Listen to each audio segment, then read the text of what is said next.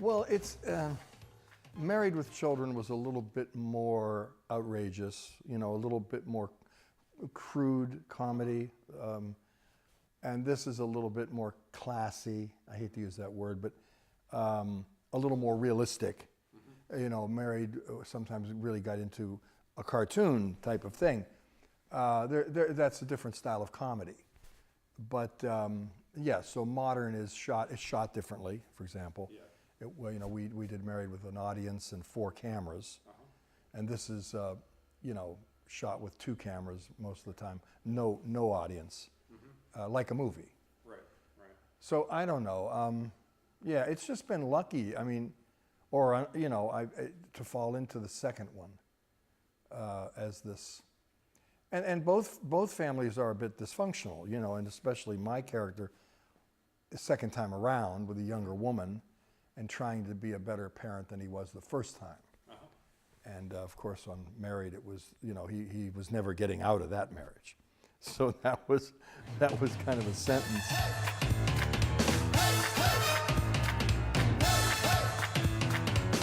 I think it was Local 1462.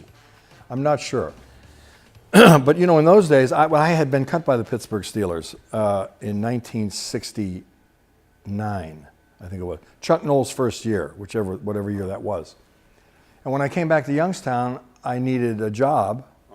And my father's first cousin was president of the Teamsters, Jack O'Neill. And so they got me a job driving heavy equipment on a road crew. And I did that for you know, I mean, several months. It was a great job. We were a very strong union family because my father and his father, they all worked in the steel mills. I worked in the steel mills in between college, you know, and stuff like that, as did my brothers. But it was much more confrontational. I mean, if they had a problem, you know, then there was a strike, there were pickets. You know, it was a brutal, tough steel town. And it was you know, our philosophy was, if you want something changed, you have to beat somebody up, or you know, literally or figuratively or argumentatively. You know, you had to assert yourself, because otherwise they're not going to give it to you. And that was our Right. Very physical. That's what we believed.